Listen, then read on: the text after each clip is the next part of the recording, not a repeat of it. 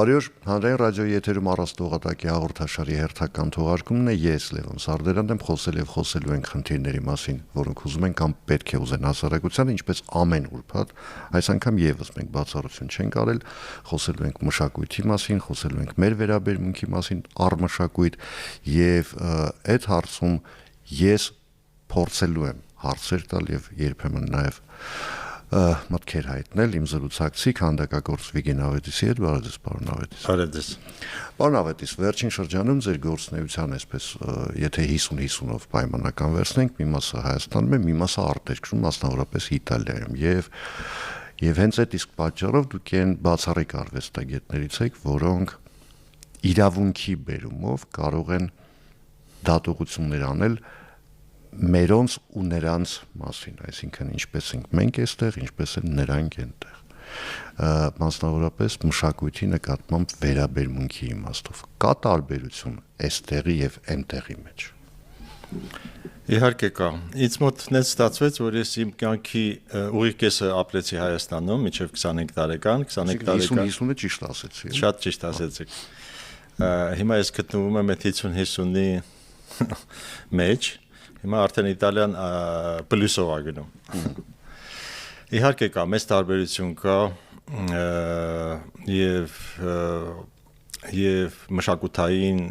եւ հոգեբանական եւ մարդկային հարաբերություններ։ Ես շատ բան սովորում եմ այնտեղից եւ իհարկե չեմ մոռանում այստեղինը։ Այսինքն ես կարող եմ ասել 100%-ով տիրապետում եմ եւ հայերենին եւ իտալերենին։ Իսկ ինչի լեզվի որ մասին խոսեցի, որտեվ հենց լեզվամտածողությունն է այստեղ։ Երբ որ գնում եմ Իտալիա, ես մտածում եմ իտալերենով, Հայաստանում մտածում եմ հայերենով, բայց երկուսը իրար օգնում են։ Եվ դա մշակույթն եմ ես վերցնում եւ փոխանցում եմ լեզվիս։ Եվ լեզվամտածողությունը դրանով հարստանում է, այո։ Մշակութային տարբերություններ կան, բայց ընդհանրություններ էլ շատ կան։ Ընդհանրությունները որոնք են։ Ընդհանրությունները դրանք հենց կոնկրետ Իտալիայի հետ համեմատած դա մեր ընտանեկան օրինակ մշակույթն է։ Ընտանեկան մշակույթը միասին ճաշելը, հայր-որդի հարաբերությունները, ասենք հարսանիքները, շատ ուշադիր են իտալացիները իրենց զավակներին, այնքան որ եվրոպացիները նույնիսկ ծաղրում են, ասում են իտալացի տղամարդիկ, տղաները մամայի փեշիտակից դուրս չեն գալիս։ Այո, որտեղ մի 40-50 տարեկան տղամարդիկ ապրում են մամայի պապայի հետ։ Այդ ինչ որտեղ գեղեցիկ է, ինչ որտեղ հնաոճ է արդեն դարձել Եվրոպայի համար, բայց իտալացիները շարունակում են եւ շատ կարեւոր բան է, օրինակ իտալացիները համեմատած մյուս ազգերի հետ եւ ստեղծագործ են եւ ազատ են արտահայտվելու չունեն օրինակ ես այնպես բաներ եմ տեսնում սովորում որ նույնիսկ զարմանում են թե ոնց են իտալացիները բարձրաձայնում որոշ բաներ թեկուզ ասենք բան այլ մոլորակայինների մասին հաղորդումներ են անում որ ասենք փակ թեմա է որ բայց իտալացիները անում են կամ ասենք կոնկրետ քննադատություն հենց իրանց քաղաքականության հենց բան մի խոսքով այդ ազատությունը ինչա դուր է գալիս Չէ մենք դեռ մինչև հիմա տելեպատների միջոցով երեխա ենք ման գալիս հիմա տարբերությունը որովհետև տեսեք վերջին տարիներին տասնամյակների ընթացքում ավելի ճիշտ կլինի ասել Հայաստանում կա խորը մտահոգություն որ հայերը դադարում են լինել հայաստանյան գոնե հատվածը մշակութաստեղծ հասարակություն եւ այդ հասարակությունը դարձել է մշակույթի սպառող ընդ որում հասկացելի որակի եւ բովանդակությամբ ինչ որ մի բանի որը մշակույթ կոչել է մի քիչ նույնիսկ ամոթալի է հիմա իտալացիների մոտ այդ խնդիրը կա թե չկա ես մտածում եմ որ Հայաստանի մշակույթի վրա մեծ եւ բացասական հետք թողեց սովետական շրջանը իտալացիները նրանով են մնացել իտալացի որ իրանք չտեսան սովետական ռեպրեսիաներ Այդ տեսեք այդ ոդկա խմելու օրինակ ոչ մի իտալացի ոդկա չի խմում, մենք էլ չենք խմում։ Եվ ամենից սկսվում է այդ ճաշակի փոփոխությունից։ Ես հիշում եմ մեր ընտանեկան գերուխումերի ժամանակ մի շիշ օղի էր լինում համենայն դեպս։ Դե մեր տանը հավաքվում էին հիմնականում գրողներ, նկարիչներ եւ այլն։ Մի շիշ օղի էր լինում տանը, հետ էլ որովհետեւ օրվա վերջում, քանի որ ժամը 7-ից խանութները չէին աշխատում, եւ որ խմիչքը կիսատ չմնա։ Հիմնականում խմում էին գինի։ Գինի են խմում, իսկ օղին այդ կոչվում է գրապպա, այդ խաղողի օղին է, վերջում խմում են մի բաժակ օղի մարսողության համար։ Մի խոսքով ամեն ինչ կարգավորված է այնտեղ եւ այն որ իրանք մնացին իրանց ազգային մշակույթով, իմիջիալուց ասեմ, իտալական մշակույթը շատ է զարգացել հայկական մշակույթից շատ է օգտվել։ Արդեն 2000 տարի հայերը սնում են իտալական մշակույթը։ Այս վերջերս ես եղա Կալաբրիայում, որտեղ կալաբրացիները ինձ ասեցին, որ մենք հայ ենք, բայց դու իսկական հայ ես։ Իրանք իրենց հայ են զգում, այո, այնտեղ կա հայկական քաղաքներ կային, հիմա փլատակներն են մնացել, բայց շատ վառ պահում են հայերի թողած մշակույթը։ Մենք էլ պետք է շատ ուշադիր լինենք, ես այնտեղ շուտով փառատոն կանեմ քանդակի, եւ ես շատ ուզում եմ, որ օրինակ Վարդենիսի հետ այդ քաղաքը հիմա պատրաստում ենք քույր քաղաքներ դառնան։ Գիտեք ինչ, շփումը, որ այս 70-80 տարի արգելված էր Եվրոպայի հետ շփվել, մշակույթների հետ շփվել, մենք առանձնացանք, մեր մշակույթը առանձնացավ համաշխարհային մշակույթից։ Մենք այստեղ ստեղծվեց սովետական մշակույթ, հետո սովետն էլ դե Մոսկվան էր որոշում ով պիտի ինչ անի։ Մի խոսքով այդ որ կտրվել էինք աշխարհից, հիմա շատ դժվարությամբ տեսեք ասում եք որ Իտալիայում Հայաստանի տեղը չգիտեն, հայերին չեն ճանաչում, այո, որովհետև 70 տարի մենք փակված ենք եղել եւ մշակութային եւ ուղղակի շփումները մեր Եվրոպայի հետ։ Հիմա նորից պետքա վերաբացենք։ Դրա համար պետքա երկար աշխատանք։ Տեսեք, այնպես չի որ հայերին ընդհանրապես չեն ճանաչում, ոնց էլ չլինի գոնե ամեն 4-րդ իտալացին, ասենք Արամ Խաչատրյանի մասին լսել է գիտի, կամ ասենք լավ առնվազն Հենրիխ Մխիթարյանին ճանաչում է։ Հենրիխ Մխիթարյանը, այո, մեծ գործան, բայց ես կներեք, ասեմ ձեզ, օրինակ ես վերջերս հրավիրել էի Իտալիայի լավագույն արվեստաբաններից մեկին Հայաստան, երբ որ անցանք Արամ Խաչատրյանի տուն թանգարանի մոտով, ասեցի ես Արամ Խաչատրյանի տուն, ասում ոնց ինքը ռուս չի։ Եվրոպայում Արամ Խաչատրյանին ընկալում են որպես ռուս կոմպոզիտոր։ Իսկ Հենրիխ Մխիթարյանը, այո, հայ, եւ ասենք Ջորկաև կար այնտեղ եւ այլն, այդ պոպուլյար մասում ֆուտբոլիստները, այո, բան են անում, բայց ինտելեկտուալ մասում չէ։ Ինչու՞։ Մենակ տեսեք, վերջերս Սուրեն Շահավերդյանը այստեղ մեզ հյուր էր, ինքը այդ միտքը ասեց, Ստանիսլավսկու անվան ռուսական դրամատիկական թատրոնի տնօրենն է հիմա ռեժիսոր, ինքը ասեց այդ միտքը, որ իրեն շատ ցավեցրել էր այն հանգամանքը, որ Իտալիայում եղած ժամանակ ինքը հասկացել էր կամ որ մեզ չգիտեն։ Իտալացիները մեզ չեն ճանաչում, մշակութային իմաստով չեն ճանաչում։ Հա, ասեցին Հենրիխ Մխիթարյան հասկանալի է բան էս կոմենտում, բայց չգիտեն մեր թատրոնը, չգիտեն մեր գեղարվեստը, չգիտեն լիքը բաներ։ Որովհետև մենք պատմական ժողովուրդ ենք, մարդիկ կարծում են այդ պատմությունը մեր վերջացել է եւ ցեղասպանությունը արդեն ավարտել է հայի գենը։ Այսինքն բան գոյություն ունի։ Օրինակ տեսեք ես Ֆլորենցիայում եմ ապրել երկար տարիներ։ Օրինակ Ֆլորենցիայի քաղաքին քրիստոնեությունը բերել է մի հայ վաճառական Մինաս անունով։ Իտալացիները իրան անվանում են Սուրբ Մինյատո, Սան Մինյատո։ Իրանք գիտեն, որ ինքը հայ է, բայց չգիտեն, որ Հայաստան գոյություն ունի։ Երբ որ ես առաջին անգամ մտա այդ եկեղեցի, ասեցին, վայ, գիտես, մեր Սուրբն էլ է հայ։ Ես երբ որ վերադարձա Հայաստան, հանդիպեցի կաթողիկոսի հետ, ասեցի, բաց այնց բան կա, ու ասեմ ձեզ, ինքը 250 թվականին է քրիստոնեություն տարածել, որի համար գլխատվել է հենց Ֆլորենցիայում։ Այսինքն ավելի շուտ, քան հայկական եկեղեցին ծնվեց։ Ես ասեցի, տենց սուրբ կա, որը որ Ֆլորենցիայի պահապան սուրբն է, եւ պետք է ուշադրություն դարձնել, ինձ պատասխանեց, ասում եմ, ինքը մեր սուրբը չի։ Դե ասում եմ ինքը, այսինքն հայ եկեղեցին չի ընդունում Սուրբ Մինասին որպես սուրբ։ Ասում եմ լավ, չեք ընդունում, բայց ինքը հայ է, չէ՞։ Կամ չեք ընդունել, հիմա ընդունեք։ Չեք իմացել, բան, մի խոսքով, էլի այդ ամեն ինչը կապված է սովետական միության հետ, քանի որ արգելված էր եւ կապերը եւ բացատրել 250 թվականին մարդը գլխատվել է քրիստոնեություն տարածելու համար։ Այո։ Ինքը մեր սուրբ չի, այն պարագայում, երբ այդ ժամանակ չկար կաթոլիկ եկեղեցի, այն ժամանակ չկար հայ առաքելական եկեղեցի, որպես այդպեսին առանձին ձևավորված, հա։ Լավ։ Ու պատկերացրեք, որ իր գլխավերևում շատ մեծ Հիսուսն է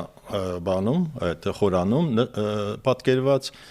Մարիամ Աստվածածինը եւ Սուրբ Մինասը։ Ամեն մեկի գլխավերևում գրված է ով է։ Իր գլխավերևում գրված է լատիներեն ասեմ San Miniatus Rex Armeniae Սուրբ Մինաս Հայաստանի թագավոր։ Հայաստանի թագավոր։ Պարոն Ավետիս, տեսեք, մենք խոսում ենք Իտալիայում մշակույթի նկատմամբ վերաբերմունքին, որում մշակույթի մենք մի քիչ գլոբալ խոսեցինք, հա, խոսեցինք ընտանեկան մշակույթի մասին, միասին ճաշելու ավանդույթների մասին, որոնք պահպանվում են Փառք Աստծո, մեր մոտ էլ քիչ շատ բայց այդ ամեն ինչը պահպանվում է, բայց մշակույթի, երբ մի քիչ նեղացնենք այդ շրջանակը,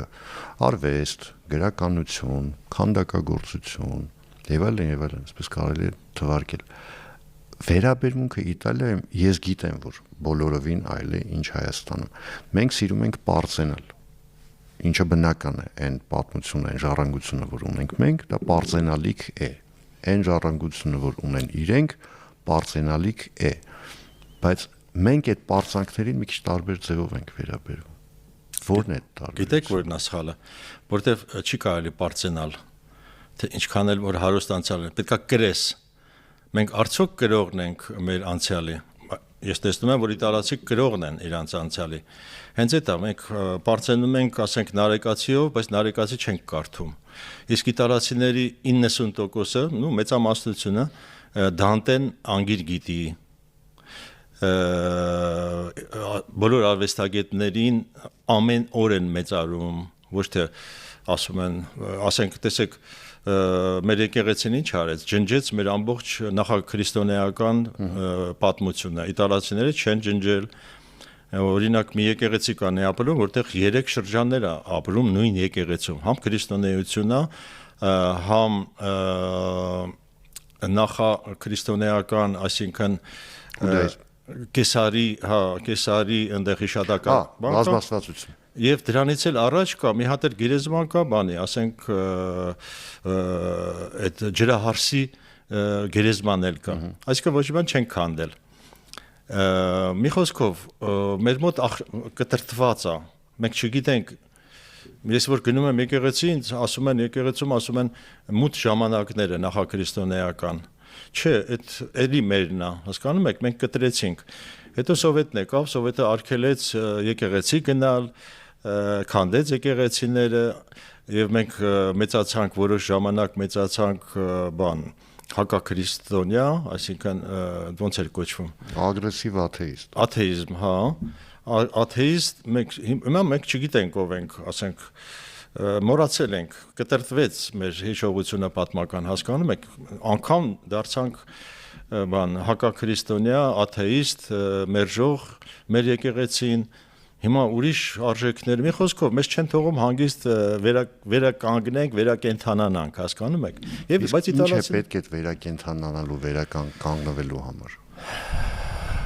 Ինչ պայմաններ պիտի ստեղծվեն, որտեղ օրինակ տեսեք, վերջին 15, 20, 25 տարվա ընթացքում Հայաստանում անընդհատ այդ վեճը կա, թե արդյոք մշակույթը պիտի կառավարվի պետության կողմից, թե կա պետությունը ընդհանրապես պետք է ֆինանսավորի, թե պետությունը ընդհանրապես պետք է ձեռքերը լվաց չթողնի, այսինքն չխանգարի այդ գործընթացին, որովհետև ըստ էության պետությունը միշտ ունի իր առաջնահերթությունները, որոնք արվեստի հետ այնքան էլ երբեմն նույն առվով չեն գնում, այդ ջրերը։ Պետք է շատ լուրջ աշխատել իհարկե դուղությամբ, բայց իմ կարծիքով լուծումը կլինի սերնդափոխությամբ։ Կգա նոր սերունդ, կբերի իր հետ նոր ձևաչափ, դա կլինի ասենք 30, 40, 50 տարի հետո, երբ որ ես չեմ լինի, որտեվ ես մեկա գրողն եմ այդ սովետական բաների, Իսկ նոր սերունդը ազատ ծնված սերունդը ինքը կվերականգնի իր հոգևոր արժեքները, ինձ թվում է, որովհետև զորով ոչ մի բան չի, տեսնում եք, փորձում ենք զորով ինչ որ բան փոխենք, բայց դա պետք է լինի քաղաքակրթական փոփոխություն, այսինքն այս չես կարող էլի բանին այդ աթեիստին քրիստոնյա դարձնես, ինքը արդեն աթեիստ է, ինչքան էլ բացատրես, որ գիտես քրիստոնեությունը սենց։ Մի խոսքով պետք է վերականգնել հոգևոր արժեքները, որը որ եթե փչանում է համարյա անհնար է վերականգնել։ Պետք է սպասենք նոր սերունդ գա, արդեն մաքուր թղթից սկսի գրել իր պատմությունը։ Բայց նոր սերունդը որ գա, այն միջավայրը, որում մենք ապրում ենք, ես եւ դուք միասին, ոնց պիտի հնարավորություն տա, որ ինքը մաքուր մտնի այդ իր ժամանակը, որովհետեւ հա ես հասկանում եմ, ընդունում եմ, որ աղբանոցում էլ է երբեմն վարդաճում, հա, բայց դա ավելի ճիշտ ավելի շատ բացառություն է, ոչ թե օրինակ։ Նայեք, օրինակ ես 10 տարի առաջ տեղադրեցի իմ ընկերոջ քանդակը աշտարակում։ Ինքը Ֆլորենցիայի ակադեմիայի պրոֆեսոր էր, ինքը բանաստեղծ է, շատ գրքերի հեղինակ եւ շատ բարձր ինտելեկտուալ պատրաստված մարդ։ Ինքը վաղուց սիրահարվել է Հայաստանին, ինձ հետ միշտ եկել է Հայաստան, մենք Շուշիում փառատոններ ենք արել, այնտեղ տասնյակ քանդակներ ինքը թողեց եւ մի քանդակ էլ նվիրեց աշտարակ քաղաքին։ Մոտ 8-9 մետրանոց երկաթից քանդակ արեց ինքը եւ նվիրեց աշտարակ քաղաքին, որը կոչվում է խաղաղության ծառ։ Այդ 14 թիվն էր։ Ինքը ինձ ասեց՝ Վիգեն, ձեզ համար ամենակարևոր բանը խաղաղությունն է, դուք չեք հասկանում։ Ինքը տեսնում էր դա, ինչ ա լինելու Հայաստանի հետ։ Կանխատեսում էր։ Ինքը նաև ունի այդ բանը, շնորհը կանխատեսելու եւ նվիրեց խաղաղության ծառ Մասիմո Լիպի հուշարձանը, քանդակը, արվեստի գործը, ժամանակակից եւ շատ խորը։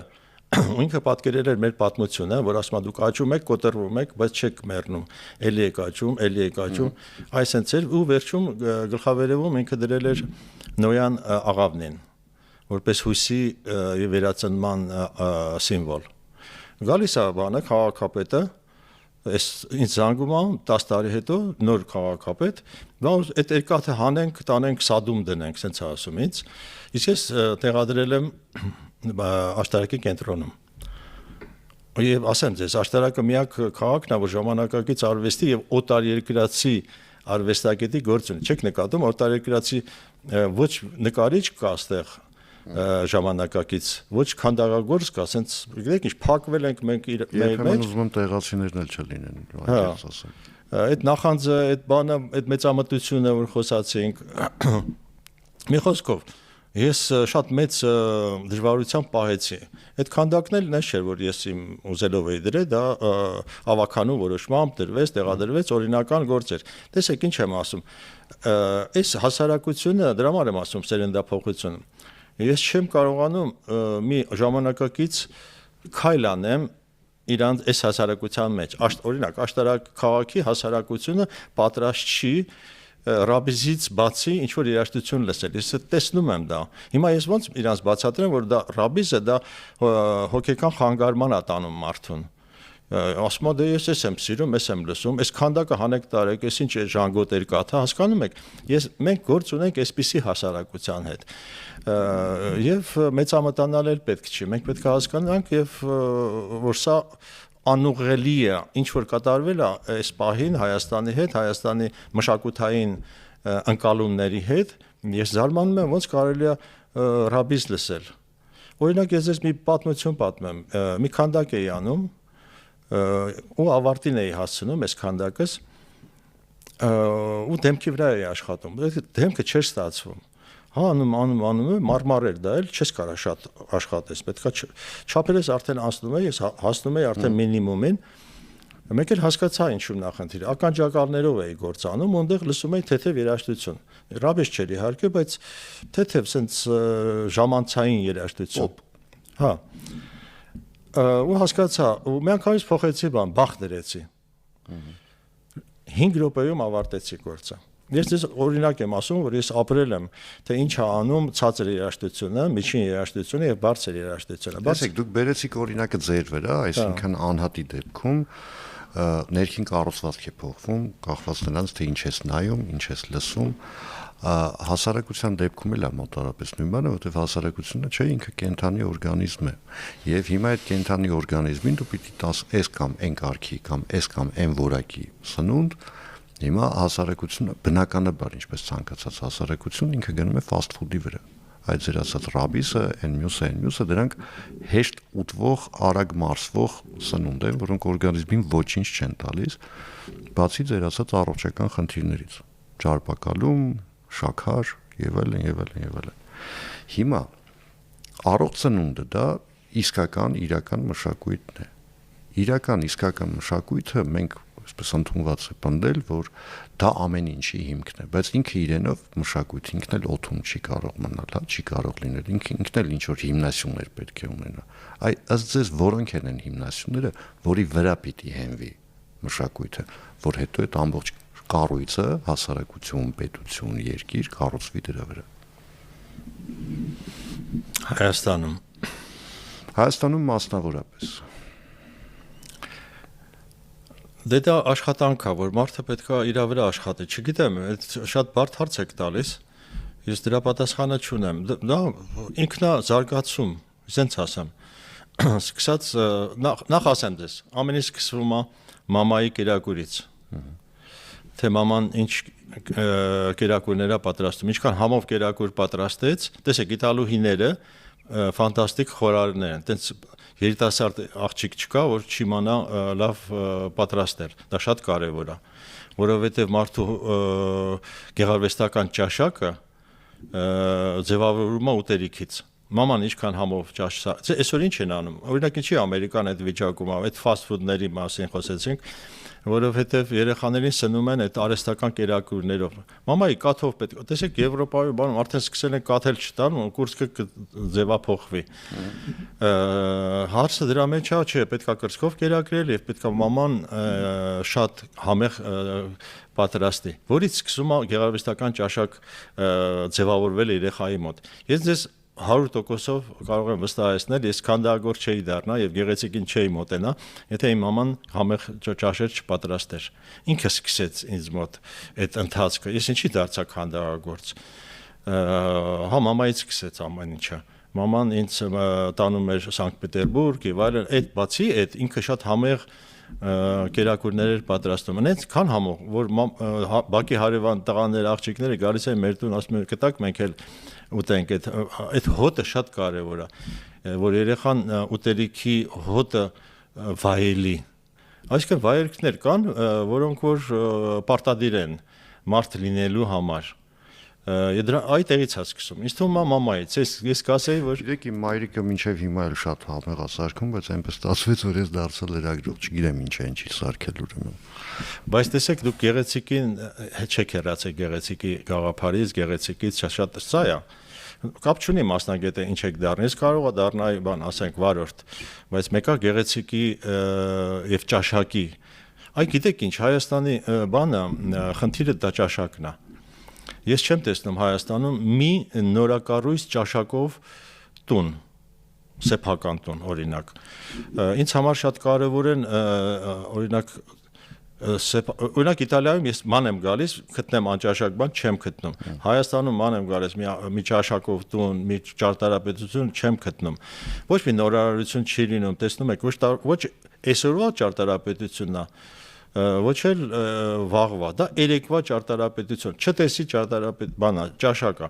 Հիմա այդ ճաշակը այսինքն այն որ դուք կներեք, էլի չեմ ընդհատում, ուղղակի լրացնելու համար։ Այն որ դուք ասում եք մենք տեսեք, շատերը պնդում են, ասում են մենք պահպանողական ենք։ Դուք եկել եք հիմա ասում եք, որ մենք պահպանողական չենք, մենք փակ հասարակություն ենք։ Այսինքն մենք ներփակվել ենք մենք մեր մեջ, հա, նայում ենք հարևանը քառակուսի սարքեց, ես էլ եմ քառակուսի սարքում, կամ հարևանը կլոր սարքեց, ուրեմն ես պիտի քառակուսի սարքեմ։ Մոտավորապես այս տրամաբանությամբ ենք առաջնորդվում, առանց հասկանալու, որ կա, ասենք, բազմանկյուն, օրինակ, կա, չգիտեմ, ուղանկյուն։ Գիտեք, այդ ստեղծագործական հանճարը մեր Հայաստանում փակվել է։ Տեսեք, ես նայում եմ, էլի զարմանում եմ, այդքան օրնամենտներ ունենք, չէ՞։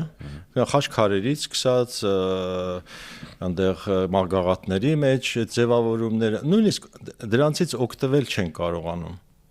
Այդքան պաշարա թողնਵਾ, դրա համար էի ասում, պետքա կրողը լինենք։ Կրել նշանակում է օգտագործել։ Տեսեք, իտալացիները, ասենք 15-րդ դարում Դավիթ էին քանդակում, Միքելանջելոն, բայց 25-րդ դարում 25 թվականին 2000 իրանք չեն քանդակում Դավիթ։ Դա աբսուրդ է, որ այս թվին Դավիթ իրանք քանդակում են արդեն Դավիթը կա։ Հա, իրանք քանդակում են Ֆերարի։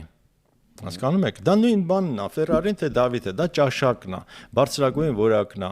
Դու պետքա ձգտես ամեն ինչում բարձրագույն որակի։ Իտալացիները մինչև այսօր ձգտում են բարձրագույն որակի։ Էս է աճը մշակութային, որ դու այսօր ստեղծում ես այսօրվա գլուխգործոցը։ Ինձ պետք չի երեկվա գլուխգործոցը հետ բերես այսօր, հասկանու՞մ, իսկ Հայաստանում իտալացիների ստեղծած գլուխգործոցների մասին եթե խոսենք, մենակ այն որ մեր տաներում օգտագործվող բոլոր գազի կաքսաներին ասում ենք բաքսի, դա արդեն իտալական մշակույթի կրելն է։ Լսի, ամբողջ մոդան իտալականն է, ճարտարապետությունը, դիզայնը, ներքին դիզայնը եւ արտաքին դիզայնը իրանք են։ Տեխնոլոգիաները էլի իրանք են։ Այսօր ռազմական տեխնոլոգիաներում այդ Ռաֆայելը, որ Ֆրանսիան ասում է այդքան մերն է, չէ, էլի իտալացիներն է։ Այդ մեքենաշինության մեջ ամենագեղեցիկ դիզայներները եւ ֆրանսիական մեքենաների նաեւ այդ իտալացի ճարտարապետներն են եւ դիզայներներն են։ Մի խոսքով ապրող ժողովուրդը սա է, ստեղծագործող, ստեղծագործեք։ Պետք այստեղ շատ մեծ բաներ չկան, ասենք, ասում եք ինչի վրա կանգնենք։ Պետքա հասկանալ, որ պետքա կրել մշակույթը, այսինքն օգտագործել։ Եկեք օգտագործել, այդքան մեծ բան են թողել, չէ՞, մեր անցյալներ, ժառանգություն են թողել, բայց մենք դրանից օգտվել չգիտենք։ Սա մեծ խնդիր է։ Պետքա սովորենք եւ հայկականից սովորել եւ իտալականից սովորել։ Օրինակ ես երկու վարպետ եմ ունեցել իմ ստեղծագործության մեջ։ Առաջինը Արա Հարությունյանն էր, քանդակագործ, երկրորդը Միքելանջելոն։ Ես երկուսից էլ օգտվում եմ եւ ստեղծում եմ իմը։ Այսինքն ես այսօրվա իմ խոսքը այդ իմ երեկվա սովորածն է, բայց ես չեմ կրկնում ոչ Արա Հարությունյանին, ոչ Միքելանջելոյին, բայց երկուսն էլ իմ ուսուցիչներն են եղել։ Այսինքն դու պետք է վերցնես եւ ներկայացնես այսօրվա լեզվով, ոնց որ ասեցի, իտալացիները Դավիթը Միքելանջելոյի վերցրեցին, դարձրեցին Ֆերարի։ Ով դա պիտի անի, պարոն Ավետիս։